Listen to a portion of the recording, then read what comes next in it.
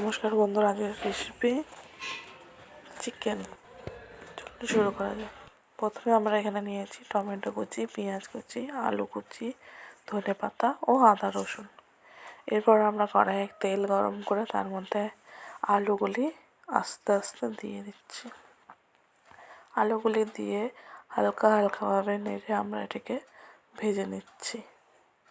আলুগুলিকে আমরা নেড়ে কিছুক্ষণ ভাজা হয়ে গেলে তুলে নিচ্ছি।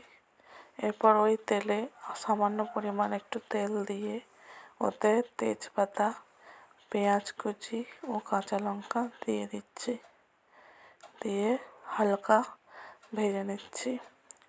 হালকা ভাজা হয়ে গেলে এর মধ্যে আমরা দিয়ে দিচ্ছি স্বাদ মতো লবণ এবং ভালোভাবে লবণটিকে মিশিয়ে নিচ্ছি।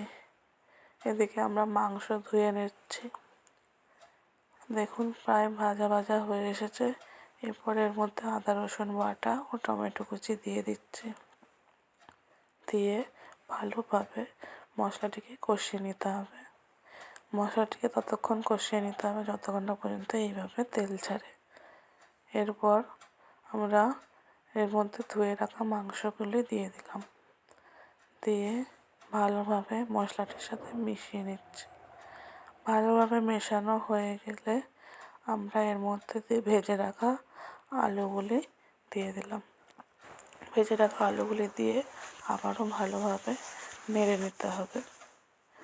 ভালোভাবে এখানে নেড়ে নেওয়ার পর আমরা একটা ডিশে হলুদ গুঁড়ো, লঙ্কা গুঁড়ো ও গরম মশলা নিয়েছি এবং তাতে জল দিয়ে দিচ্ছি। জল দিয়ে ভালোভাবে ওটাকে মিশিয়ে আমরা মাংসের মধ্যে দিয়ে দিলাম। দিয়ে মাংসটিকে ভালোভাবে মিশিয়ে দিচ্ছি। মাংসটিকে প্রায় 10 থেকে 15 মিনিট ভালোভাবে কষিয়ে নিতে হবে।